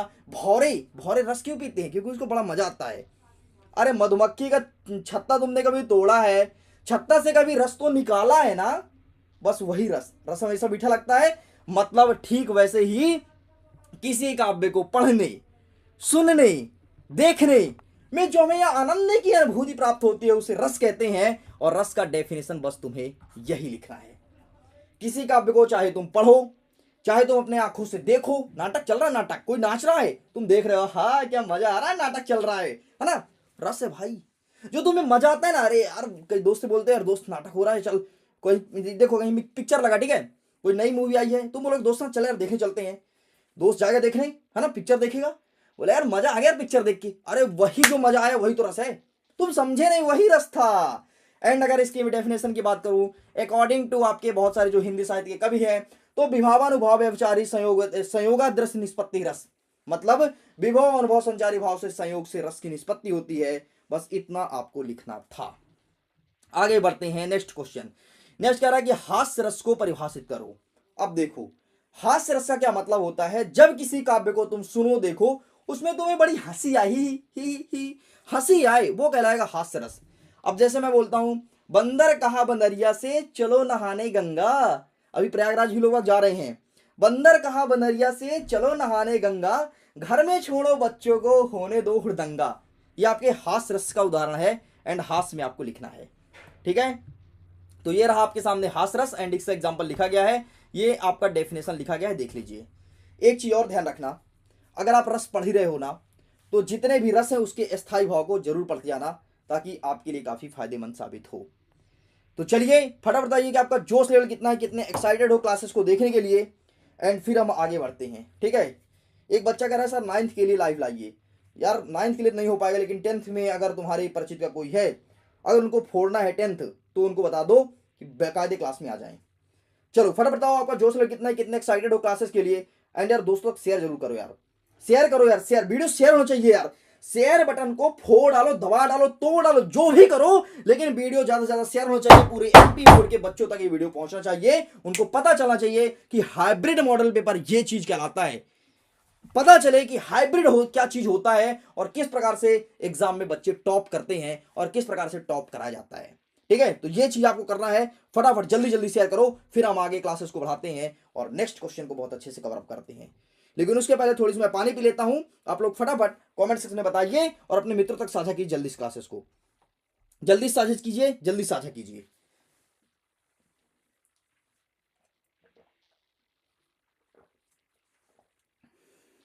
चलिए जल्दी फटाफट चलो भाई साहब, तुम्हारे लिए ऐसे ही नहीं 4-4 दिन 5-5 दिन एक मॉडल पेपर को, एक हाइब्रिड मॉडल पेपर के लिए आंखें फोड़ी है, मतलब कुछ तो तगड़ा है। और ये मैं डंका ठोक के कहता हूं, सॉरी डंके की चोट पे कहता हूं और दावा ठोक के कहता हूं कि बहुत तगड़ा चीज लेकर के आया हूं।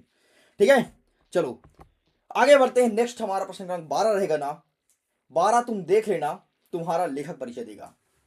अब लेखक परिचय रहेगा आपका, दो ही लेखक जो कि बहुत प्रसिद्ध हैं, एक है राम रक्षवेरीपुरी और दूसरा मन्नू भंडारी।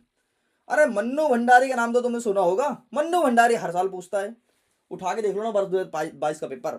अरे 22 फाड़ दो, 23 को उठा लो, 24 उठा लो, 25 जो आने वाला है उठा लो, तुम्हारे सामने रखा है। तुम जो पेपर देख रहे हो वो 25 का रियल पेपर है ना। तो मन्नू भंडारी संबंधित हमें देखना है, तो मन्नू भंडारी की 2 रचनाएं और भाषा शैली हमें देखना है। ठीक है, देखो यार मैं तुमको बता देता हूं, इतनी लंबी लाइव क्लासेस मिडिल एजुकेशन ने कभी नहीं लिया है, क्योंकि ये हाइब्रिड मॉडल पेपर का लॉन्चिंग है और लॉन्चिंग में पूरा हाइब्रिड मॉडल पेपर हमें देखना है। फिर आपको ये डिसाइड करना है कि वाकई ये हाइब्रिड मॉडल पेपर में क्या क्या अच्छाइयां हैं और क्या क्या इसमें कमियां देखने को मिली है। कमियां तुम्हें बहुत कम देखने को मिलेगी, बहुत ही कम, बहुत ही कम, मतलब तुम्हें 0.00000% कमियां देखने को मिलेगी। चलो भाई आगे देखते हैं, राम रक्ष वेनीपुरी। अगर मैं राम रक्ष साहब की बात करूं ना, तो इसके लिए भी मैंने पीडीएफ तैयार कर रखी है भाई। ये पीडीएफ मिलेगा क्लासेस एंड होने के बाद। यहां पर देखो लिखा है राम रक्ष बेनीपुरी, इनकी रचना का मैंने ट्रिक बना दिया है। रचना बच्चों को बहुत टफ लगता है, बोलते हैं सर रचना बार बार भूल जाती है यार, कुछ बताओ तो तगड़ा। तो भाई साहब रचना का मैंने ट्रिक बना दिया है। एंड यहां पर आपसे क्या पूछता है, नेक्स्ट पॉइंट, रचना के बाद बोलेगा भाषा और शैली। अब जरा भाषा और शैली क्या होती है इसे समझना, भाषा और शैली में क्या लिखा जाता है इसे समझना। अगर भाषा और शैली की बात करूं ना, तो भाषा और शैली में आपको यह लिखना है कि राम वृक्ष बेनीपुरी किस प्रकार की भाषा का उपयोग करते थे। भाषा मतलब ये हिंदी बोलते थे, उर्दू बोलते थे, तमिल, तेलुगु, कन्नड़। और अगर मैं शैली की बात करूं, तो शैली में आपको लिखना है कि किस प्रकार के रस का उपयोग करते थे, किस प्रकार के छंद का उपयोग करते थे, किस प्रकार से उपयोग करते थे अपनी रचना को लिखने के लिए। तो इनका मैं पीडीएफ दूंगा, बाकी अलग से इनके मैं क्लासेस भी ले रखी है, तो वहां से आप कवर अप कर सकते हो। हम आगे बढ़ते हैं और आपके 13 नंबर को कवर अप करेंगे। 13 नंबर कहता है कि सेनानी ना होते हुए भी चश्मे वाले को लोग कैप्टन क्यों कहते हैं। ये चश्मा वाला कौन है, आप इसका आंसर दो कमेंट सेक्शन में। मैं सारे बच्चों के आंसर को देख रहा हूं कि चश्मा वाला है कौन, है ना, जल्दी बताओ। 10 दिन बराबर 1 क्लासेस, सचिन नायक कह रहा है। मुझे नहीं पता सचिन, लेकिन आज का बहुत तगड़ा है यार, इतना पता है ना, इतना पता है कि आज का बहुत तगड़ा है। शॉर्ट न्यू वर्ल्ड हैकर कट्टस मिडिल एजुकेशन, गजब। चलो बताओ चश्मा वाला कौन था यार, क्या चश्मा वाला मैं हूं या फिर चश्मा वाला तुम हो? फटाफट बताओ चश्मा वाला कौन है, जल्दी बताओ आंसर। अभी किसी बच्चे का नहीं आया, क्या कर रहे हो यार तुम लोग, अपने पेन की स्पीड बढ़ा लो यार भाई। आंसर बताओ जल्दी से, चश्मा वाला है कौन, कौन है चश्मा वाला, है ना? कैप्टन था, कैप्टन था, कैप्टन था। अरे भैया एक कैप्टन था, उसे चश्मे It's वाला 9 o'clock. कहते थे, ठीक है। तो सेनानी ना होते हुए भी ना चश्मे वाले को लोग कैप्टन कहते थे। वो कैप्टन नहीं था रे, चश्मा वाला कोई और नहीं, एक दुकानदार था यार, गधे बच्चे। एक दुकानदार था जो कि चश्मा बेचता था, और वो कोई भी नेता होता नहीं था, ठीक है, कहीं का कोई वो नहीं था, सैनिक नहीं था, लेकिन वो सुभाष चंद्र बोस की मूर्ति पर डेली चश्मा चढ़ाता था। उसी लोग बाग कहते थे यार कितना देशभक्ति दिखाता है यार, डेफिनेटली ये कोई पद में रहा होगा आर्मी, आर्मी के, तभी जाकर कितना देशभक्ति दिखा रहा है। लेकिन ऐसा कुछ नहीं था, वो डेली चश्मा चढ़ाने जाता था, उसको अच्छा लगता था यार, क्योंकि सुभाष चंद्र बोस हमारे चश्मा लगाते थे ना, इसलिए वो चश्मा चढ़ाने जाता था। आंसर क्या लिखो जरा समझना, चश्मा वाला कभी सेनानी नहीं रहा, देख लो पहले लाइन में लिख दिया हूं। वह तन से बहुत बूढ़ा और मरियल सा था, बहुत बूढ़ा था, एकदम एकदम बेचारा लठिया लेके चलता था, बहुत कमजोर था, और मरियल मतलब बहुत पतला दुबला था, परंतु उसके मन में देशभक्ति की भावना प्रबल थी। जिस प्रकार से अभी तुम्हारे मन में क्लास 10th के लिए भावना प्रबल है ना, उस प्रकार से इसके मन में देशभक्ति की भावना प्रबल थी, और वह सुभाष चंद्र बोस का सम्मान करता था, और सुभाष चंद्र बोस की बिना चश्मे वाली मूर्ति जब जब देखता था उसे बहुत बुरा लगता था, एकदम दिल को ठेस लग पहुंचता था। इसलिए वो डेली एक चश्मा निकालता था और चश्मा जाकर के उनके ऊपर चढ़ा करके आता था। ये था आपका सेनानी कैप्टन चश्मा वाला। नेक्स्ट हमारा क्वेश्चन क्या रहेगा, नेक्स्ट हमारा क्वेश्चन रहेगा अथवा में कि लेखिका के पिता ने रसोई घर को भटियारा खाना कह करके क्यों संबोधित किया। मतलब लेखिका के जो पिता थे ना, वो भटियारा खाना क्यों कहते थे, ये प्रश्न पूछा गया है। तो ये रहा इसका आंसर। आंसर क्या है जरा समझना। इस आत्मकथ्य में लेखिका के पिता ने रसोई घर को भटियारा खाना इसलिए कहा क्योंकि उनके पिता का मानना था कि रसोई में काम करने से लड़कियां चूल्हे चौकी तक सीमित रहती हैं। उनके पिता ये कहते थे यार कि अगर कोई लड़की रसोई में काम करेगी ना, वो जीवन में कुछ कर नहीं पाएगी, वही दिन भर खाना बनाना, बर्तन धुलना, फिर शाम खाना बनाना, बर्तन धुलना। इसलिए उन्होंने बोला कि साला भटियार खाना है या रसोई घर। वो कहते हैं कि उनकी नरसैंगिक प्रतिभा उनकी चूल्हे में जल करके नष्ट हो जाएगी, और वह पुष्पित पल्लवित नहीं हो सकती है ना। मतलब आत्मकथ्य के जो लेखक हैं वो ये कहते थे कि अगर जो लड़कियां हैं ना, वो एक कमरे पे एक दिन भर काम करेंगे ना, चूल्हा चक्की वाला, मतलब खाना बनाना, बर्तन धुलना, इतने पे ही सीमित रह जाएंगी। भाई तुम देखते हो ना, कोई कोई लड़की के अंदर बहुत हुनर होता है यार, बहुत टैलेंटेड होती है, ऐसा लगता है कि ये अगर इसे अच्छा प्लेटफॉर्म मिल जाए तो जीवन में कुछ कर सकती है। अरे कई सारे तुम उसको देख रहे होगे, वायरल इन्फ्लुएंसर को, है ना, रातों रात वायरल हो जाते हैं। एक वायरल होता है कच्चा बादाम, देखे थे, है ना। तो इनके अंदर टैलेंट रहता है, लेकिन इनको सही प्लेटफॉर्म नहीं मिलता, इसलिए आगे नहीं बढ़ पाते। दूसरा एक रानू मंडल को देखे होगे, है ना, कितना अच्छा गाना गाती थी, एक सिंगर इसे उठा ले गया था, गाना बनवाया, पैसा कमाया, उसको 1 रुपया नहीं दिया, ऐसा वो इंटरव्यू कहती थी। अब भगवान जाने क्या था, है ना। तो ये लोग को सही तरीके से प्लेटफॉर्म नहीं मिलता था, इसलिए कवि ने भटियार खाना कहा है। मैं उम्मीद करता हूं समझ गए होगे, समझ गए, समझ गए सारे बच्चे। फटाफट कमेंट सेक्शन में लिखो, एंड हम आगे बढ़ते हैं नेक्स्ट क्वेश्चन की तरफ। नेक्स्ट हमारा कह रहा है प्रश्न क्रमांक 14 और 15। अब ये प्रश्न कहां से आता है, ये प्रश्न कैसे आता है, मैंने कैसे हैक किया, मैंने किस प्रकार से क्वेश्चंस को रखा, इसके बारे में पहले सुन लो, फिर आगे हम डिस्कस करेंगे। देखो यार, जब मैं आपके लिए हाइब्रिड मॉडल पेपर रेडी कर रहा था, मैंने देखा वर्ष 2023 के पेपर में कि कुछ क्वेश्चंस तो आ रहे हैं हमारे गद्य खंड से, लेकिन उसके बाद कुछ क्वेश्चन हमारी कहानी, उपन्यास, नाटक, एकांकी, रेखाचित्र, संस्मरण से भी देखने को मिल रहा है। तो वही क्वेश्चन आपके सामने रख दिया हूं जो एग्जाम में बहुत ज्यादा आने की संभावना है, और देख लेना यही सब क्वेश्चन देखने को मिलेगा। हमारा 14 नंबर कहता है कि कैप्टन कौन था, वह मूर्ति पर चश्मे बार बार क्यों बदलता था। गजब का प्रश्न पूछा है। तो जो कैप्टन था ना, वो कैप्टन कौन था, तो कैप्टन जो था वो चश्मा वाला था भाई साहब, है ना। और उसे नेताजी की मूर्ति पर किसी ने चश्मा नहीं लगाया था, उसे दिल करके बहुत आहत पहुंचती थी, इसलिए जाकर के वो चश्मे को बार बार बदलता था। और बदलने का रीजन क्या था, इसको जरा समझना क्या होता था। इससे बड़ा फायदा वाला काम हुआ है। क्या होता था, जैसे कोई ग्राहक आया बोला यार ये चश्मा दो यार, तो क्या करता था, उस चश्मे को उतारता था और ग्राहक को देता था, तो ग्राहक उसे ले जाता था और जाकर के वो दूसरा चश्मा पहना देता था। मतलब देखो ना, एक तरह से उसका प्रमोशन हो रहा था, लोग अब चश्मा खरीद रहे थे। जो नेताजी के मूर्ति पर चश्मा लगी है वही चश्मा हम लेंगे, तो उसकी चश्मा की बिक्री अच्छी खासी होने लगी थी, है ना। तो ये मुनाफा उसे देखने को मिला था। इस प्रकार से आपका ये होता है कंप्लीट। आगे बढ़ते हैं, कहानी और उपन्यास में अंतर, रेखा चित्र और संस्मरण में अंतर, और नाटक और एकांकी में अंतर। इसे जरा ध्यान सुनना। इसका एक मैं हैक्ड बताऊंगा, पूरा का पूरा आंसर नहीं डिस्कस करूंगा, हैक्ड बता करके और काम चला लूंगा। अगर मैं कहानी और उपन्यास की बात करूं ना बेटा, तो इसमें उपन्यास बड़ा है, कहानी छोटा है। ध्यान सुन लो, क्या है, उपन्यास बड़ा है और कहानी छोटा है। अगर मैं रेखा चित्र और संस्मरण की बात करूं, इसमें रेखा चित्र छोटा है। ठीक है, एक काम करता हूं, मैं सब हटाता हूं और तुमको सीधे सीधे टिक करता हूं। देखो, अगर मैं कहानी उपन्यास की बात करूं तो उपन्यास बड़ा है, रेखा चित्र संस्मरण में आपका रेखा चित्र बड़ा है, सॉरी संस्मरण बड़ा है, एक सेकंड ना, संस्मरण बड़ा है। अगर मैं बात करूं आपके नाटक और एकांकी में, तो एकांकी छोटा है और नाटक बड़ा है। मतलब मैं जितने बड़े बड़े थे सब में टिक कर दिया। ठीक है, सब में टिक कर दिया। अब तुमको एक अंतर प्रिपेयर करना है, तुम्हारा काम हो जाएगा। वो अंतर आपका ये रहा, देख लो। जो कहानी होता है तो किसी घटना का छोटे से चीज का चित्रण होता है, उसे कहानी कहते हैं। लेकिन उपन्यास में समग्र चित्रण होता है भाई, समग्र। अगर मैं कहानी की बात करूं तो एक ही घटना के इर्द गिर्द घूमते रहते हैं। ठीक है, ऐसे नाटक है, एक ही कोई चीज बोला उसी के इर्द गिर्द करते रहेगा, दिखाते रहेगा, नाच नाच के, अरे भैया ऐसे हो गया ऐसे हो गया। लेकिन जो उपन्यास होता है वैसा नहीं होता। एंड जो कहानी होता है इसका क्षेत्र सीमित होता है, और उपन्यास का क्षेत्र व्यापक होता है। कुछ भी लिखो, सब कुछ उपन्यास के दायरे में आएगा। एंड जो कहानी होती है ना, वो कम समय में खत्म हो जाती है।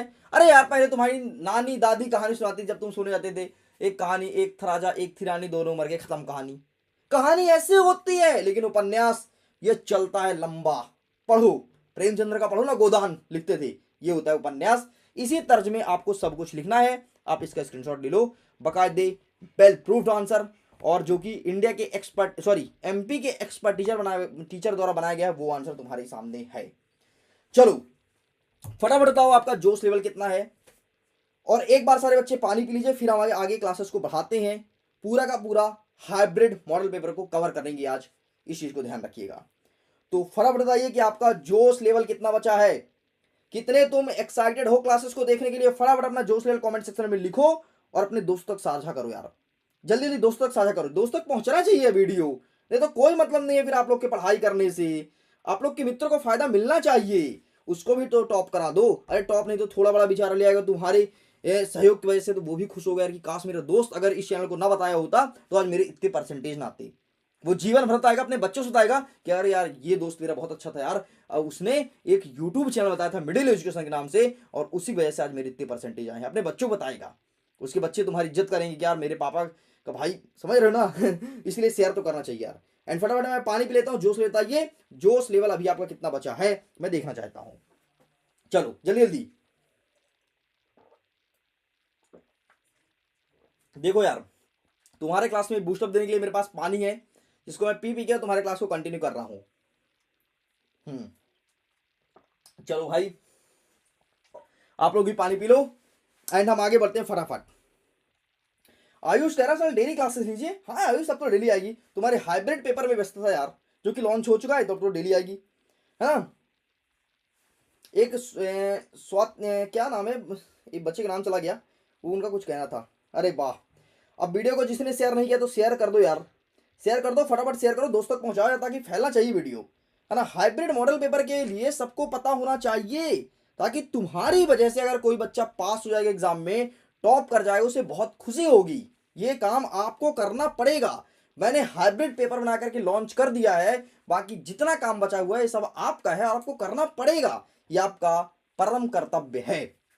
चलो आगे बढ़ते हैं। नेक्स्ट क्वेश्चन कह रहा है कि एक वाक्यांश में उत्तर देना है। 16 नंबर तक पहुंच गए हैं, बस जल्द ही हमारा क्लासेस खत्म होने वाला है, थोड़ी क्लासेस और है, ठीक है, बस थोड़ी और सब्र कर लो, सब कुछ खत्म हो जाएगा। इसके बाद देखना तुम पेपर को फोड़ोगे और तुम्हारे क्लास के बच्चे तुम्हें देखेंगे कि वाह यार ये पढ़ा कहाँ से था, मुझे तो बता देता, ये पढ़ के कहाँ से आए जो आज इतने अच्छे से लिख रहा है अपने कॉपी में, ये तो पढ़ने में गधा था क्लास में, लेकिन ऐसा क्या मिल गया इसे, तब उसे पता चलेगा कि वो था मिडिल एजुकेशन, जिसकी वजह से आज इतना अच्छा परफॉर्मेंस हो पाया है। अब देखो, सब कुछ जानने वाला क्या कहेंगे, सर्वज्ञ। सर्वज्ञ जो सब कुछ जानता है उसे कहा जाता है सर्वज्ञ। जिसका कोई आकार ना हो उसे कहते हैं निराकार। भाई जिसका कोई आकार ही नहीं, निराकार। और भगवान ब्रह्मा जी हैं वो निराकार है, उनका कोई आकार नहीं है। नेक्स्ट हमारे अथवा पूछेगा कि समास विग्रह करके बताओ, तो पीतांबर मतलब पीला है जिसका अंबर अर्थात भगवान विष्णु, एंड त्रिलोकी मतलब तीन लोक को, तीनों लोकों में व्यक्त तीन लोक को देखने वाला, इसे कहते हैं त्रिलोकी। ठीक, तो पीतांबर का समास का नाम क्या होगा ये बताओ यार, है ना, पीला है जिसका अंबर अर्थात पीतांबर, इसके समास का नाम बताओ। सर सेट अलग अलग आएगा, सेम नहीं, I know I know I know. चलो आगे बढ़ो, प्लीज मेरा नाम लीजिए नीलेश। नीलेश सारे क्लासेस को बहुत अच्छे लेना, डेली लेना बेटा, एंड भगवान से मैं प्रार्थना करूंगा तुम्हारा एग्जाम बहुत अच्छा है, ऑल द बेस्ट, बस पढ़ते रहो, ठीक है। फटाफट बताओ कि पीतांबर में कौन सा समास है, इसका आंसर दीजिए। नेक्स्ट 17 नंबर का प्रश्न आएगा ना बेटा, वो आएगा आपके हिरोशिमा वाले पार्ट से। हमारा प्रश्न रहेगा कि हिरोशिमा की घटना विज्ञान का भयंकरतम दुरुपयोग है। आपकी दृष्टि से विज्ञान का दुरुपयोग कहां तक और किस तरह हो रहा है, अब इसे जरा समझना तुम बड़े ध्यान से। देख यार, अगर मैं बात करता हूं हिरोशिमा की ना, सबसे पहले जान लो जो हिरोशिमा है वो जापान का एक शहर है, जापान का एक शहर है जिसे कहते हैं हिरोशिमा। एंड हिरोशिमा में क्या हुआ था, अमेरिका एक देश है जिसे तुम जानते हो, अमेरिका ने हिरोशिमा के 2 शहर में परमाणु बम गिरा दिया। परमाणु बम गिरा यार, मतलब देख रहे हो एकदम भयंकर दृश्य भाई साहब। परमाणु बम गिरने से क्या हुआ, अब पूरे जापान में तहलका मच गया, लाखों करोड़ों लोग मारे गए थे। तुम यूट्यूब में वीडियो देखना कि अमेरिका ने किस प्रकार से जापान में परमाणु बम गिराया, अगर तुम इसे देख लोगे तो इसका आंसर तुम स्वयं कर जाओगे। अरे यार वो परमाणु बम गिरा दिया, जापान बौखला गया, और जापान के 2 शहर में गिराया, एक हिरोशिमा दूसरा नागासाकी। एक जगह 3 नवंबर को और दूसरी जगह 6 नवंबर को, 3 दिन के बाद गिरा दिया। परमाणु बम जब जब गिरता है ना पूरी दुनिया हिल जाती है, भयंकर नुकसान होता है। जापान बौखला गया, इतने लोग मारे गए, इतना हॉस्पिटल ध्वस्त किया कि कुछ बचा नहीं था जापान में। और उस टाइम पे पर्यावरण का प्रदूषण सबसे अधिक हुआ था क्योंकि परमाणु बम गिरा था। इसलिए हमेशा बोलते हैं कि अगर कभी कोई देश के बीच लड़ाई होती है ना, कभी कोई देश परमाणु बम का इस्तेमाल ना करे, अगर परमाणु बम का इस्तेमाल कर दिया समझो तबाही मच जाएगा। ठीक, तो इसका आंसर हम आपके सामने रखेंगे, तो इसका आंसर आपका ये रहा। देखो क्या है कि हिरोशिमा की घटना विज्ञान का भयंकरतम दुरुपयोग है। अणु विस्फोट मतलब परमाणु बम की बात कर रहा है, सारी मानवता को झंझोड़ कर रख दिया। मतलब यहां पर यह दिखा कि कोई किसी अंदर मानवता नहीं है यार, अमेरिका ने कितने मनुष्य को मारा। ठीक, आगे लिखता है कि इसने विज्ञान का क्रूरतम का उजागर कर दिया है। इस घटना के बाद विज्ञान के अभिशाप माने जाने लगा है और विज्ञान की शक्तियों का दुरुपयोग हुआ है। मतलब ऐसा माना जाने लगा कि अब तो जो बड़े लोग हैं वो विज्ञान का मिसयूज कर रहे हैं। एंड यहाँ पर कुछ पॉइंट लिखी गई है, जैसे विज्ञान ने टीवी का दुरुपयोग बढ़ाया है। टीवी शिक्षा और स्वास्थ्य मनोरंजन के माध्यम से न रह करके सेक्स और हिंसा परोसने का माध्यम बनता जा रहा है। मतलब जो टीवी है ना, जो मोबाइल है ना, इससे तुम पढ़ाई ना करके बल्कि उल्टी सीधी चीजें देखते हो। तो ये कह रहा है आपका विज्ञान का दुरुपयोग। दूसरा पॉइंट कह रहा है कि विज्ञान ने लोगों की मानसिकता को छीन ली है। लोगों का मेंटलिटी से नहीं रहता भाई, दिमाग ही काम नहीं करता, केवल बुद्धि से ही, हृदय से नहीं। मतलब वो ये ना तो उनका कुछ काम ही नहीं करता दिमाग, ना तो बुद्धि काम करता ना तो हृदय, कहीं से कोई टच ही नहीं, संबंध ही नहीं है, उन्हें कुछ फर्क ही नहीं पड़ता। अरे भैया आजकल लोग ऐसे हो गए हैं मोबाइल फोन की वजह से कि अगर तुम्हारे घर के बगल में किसी पड़ोसी की डेथ हो गई है ना, वो देखने जाएगा 2 मिनट, वहां मोबाइल चलाएगा और वहां भी रील्स देखेगा, रील्स शॉर्ट्स ये सब देखेगा। तो ये हो गया है विज्ञान का दुरुपयोग। नेक्स्ट हमारा कह रहा है कि विज्ञान की सहायता से अनेक सिस्टम ऑपरेशन चलाए जा रहे हैं, कई बार तथ्यों को तोड़ मड़ोड़ करके प्रस्तुत किए जाते हैं। मतलब जो चीज सही है वो लोग नहीं दिखा रहे हैं बल्कि कुछ दिखा रहे हैं, यह है विज्ञान का दुरुपयोग। एंड हमारा दूसरा प्रश्न पूछेगा अथवा में कि भोलानाथ ने अपने साथियों को देख करके सिसकना क्यों भूल जाता है। तो इसका आंसर आप लोग बताइए हमें कमेंट सेक्शन में कि ऐसा क्या रीजन है कि भोलानाथ अपने साथियों को देखता है तो रोना भूल जाता है ना। तो इसका आंसर कीजिए फटाफट कमेंट सेक्शन में। मैं सारे बच्चों कमेंट को देख रहा हूं। बहुत ही पसंदीदा प्रश्न है, 2022, 23, 24 सब में पूछा है एंड 27 तारीख को आपके एग्जाम में देखने को मिलेगा। इस चीज को ध्यान रखना। बताओ सर, जापान ने भी बम फेंका क्या अमेरिका में? हाँ हाँ सिम्मू, आप सही कह रहे हो कि जापान ने फिर जवाबी कार्रवाई किया था। वो एक कोई बरना करके कोई एक अमेरिका का शहर है, वहां गिराया था। ले साले मेरे ऊपर गिरा रहा है ना। अरे दरअसल में क्या था ना, जापान जो अमेरिका था वो जापान जलता था। जापान टेक्नोलॉजी में बहुत आगे है यार। लेकिन आज वो परमाणु बम गिरा था ना, 2 परमाणु बम, उस फिर भी जापान आज अमेरिका से आगे है टेक्नोलॉजी के मामले में। ठीक है, चलो फटाफट इसका आंसर करो, फटाफट आंसर करो जल्दी से। सर आज के टेस्ट का रिजल्ट नहीं डाला, आसाराम रिजल्ट डालेंगे, क्लासेस में हूं मैं, लाइव क्लास में रिजल्ट कैसे डालूं? जैसे ही क्लास ऑफ होगी तो रिजल्ट आएगा। हाँ, इट्स पायल क्यूट गर्ल कहती है कि भोलानाथ अपने साथियों को देखता था ना सर, तो खेलने में मगन हो जाता, इसलिए रोना भूल जाता था। बिल्कुल सही बात है। अरे जब तुम भी छोटे थे ना, तुम्हारी भी नक्की बह रही थी ना, नक्कू तुम्हारी नाक जो बहा करता था ना, फिर मम्मी चटकन दे देती कि इसकी नाके बह रही है, पोछ नहीं लेती है कपड़े में, तो क्या होता था कि रोया करता था। रोता पिन्ना टाइप से था, रोता था। जैसे अपने दोस्तों को देखता रहे मेरे दोस्त आ गए तो खेलने जाएंगे खेलने जाएंगे, रोना भूल जाता था। उसे पता ही नहीं कि मैं रो क्यों रहा था, मुझे किसी ने मारा डांटा क्या किया, और खेलने चला जाता था। ये थी कहानी भोलानाथ की एंड आंसर लिखा गया, टेक अ स्क्रीनशॉट। सबका स्क्रीनशॉट ले रहे हो ना? आगे बढ़ते हैं। नेक्स्ट कह रहा है हमारा प्रश्न क्रमांक 18, जिसमें पद्यांश को करना है एंड ये रहा पद्यांश। इसका आप लोग अटेंड कीजिए, बाकी इसका आंसर आपको पीडीएफ मिलेगा। पद्यांश के लिए हम बाद में डिस्कस करने वाले हैं, ठीक है। एंड ये रहा हमारे सामने प्रश्न क्रमांक 19 का गद्यांश। गद्यांश को भी हम बाद में डिस्कस करेंगे, अभी इस क्लासेस में कंटिन्यू नहीं कर पाएंगे इस चीज को, थोड़ी समझिए बात को। आगे देखते हैं। नेक्स्ट कह रहा है स्वच्छ अभियान पर एक अनुच्छेद लिखना है एंड पर्यावरण से संबंधित अधिकारी और नागरिक के बीच में बातचीत, इसके लिए अलग से क्लासेस करेंगे जिसमें अनुच्छेद को अच्छे से समझेंगे। एंड आगे देख लीजिए, यहां पर आंसर किया गया है, लेकिन ये सब चीजें बाद में अब डिस्कस करेंगे, क्योंकि भाई साहब मेरा एनर्जी लेवल अब डाउन होने लगा है। एंड ये हमारी पहली क्लासेस थी मिडिल एजुकेशन में जो इतनी लाइव और इतनी लंबी रही है, और वो भी हाइब्रिड मॉडल पेपर की वजह से, ठीक है। बाकी अब क्या आपकी अब से डेली क्लासेस आएगी, टेंशन मत लो। हाइब्रिड मॉडल पेपर सबका बन चुका है, सारे मॉडल पेपर लॉन्च हो चुके हैं। अगर कोई बच्चा हाइब्रिड मॉडल पेपर को खरीदना चाहता है तो कमेंट सेक्शन में हमें बताएगा कि हाँ सर हम खरीदना चाहते हैं, हमारे व्हाट्सएप नंबर पे कांटेक्ट करें कि मुझे चाहिए आपका हाइब्रिड मॉडल पेपर। तो प्लीज आइए, आप इसे परचेस कीजिए और फटाफट अपने तैयारी को नए मोड पे अंजाम दीजिए। तो चलिए, इस प्रकार से ये रहे आगे क्लासेस, हम बाद में कवर अप करेंगे और सारी चीज को बाद में कवर अप करने वाले हैं। तो कैसा लगा आज का क्लास कमेंट सेक्शन में जरूर लिखिए, फटाफट बताइए कमेंट सेक्शन में। और अगर कोई क्लासेस में कहीं पर कोई डाउट रह गया हो, आप मेरे से पूछ सकते हैं, लेकिन मैं उम्मीद करता हूं आपके क्लासेस में कहीं पर भी कोई डाउट नहीं रहा होगा। चलो, तो पूरा पूरा आज कंप्लीट कर दिया हूं। चलो चलो चलो, वेरी गुड वेरी गुड। सारे बच्चों कमेंट आ रहा है, सब मुझे थैंक्स बोल रहे हैं एंड मेरे से बाय भी बोल रहे हैं, ठीक है। अच्छा, पवन का मैसेज है कि सर टेस्ट के कुछ प्रश्न गलत गलत उत्तर डाले गए। ठीक है पवन, मैं टीम से बोलूंगा उसे जरा चेक करे और सही आंसर देने का प्रोवाइड करे। तो थैंक्स फॉर वॉचिंग, खुश रहिए, पढ़ते रहिए, मुस्कुराते रहिए। कल फिर से मिलेंगे एक लाइव क्लासेस के साथ, एक नए सब्जेक्ट के साथ, और आगे सारे क्वेश्चंस को कवर अप करेंगे। Thank you.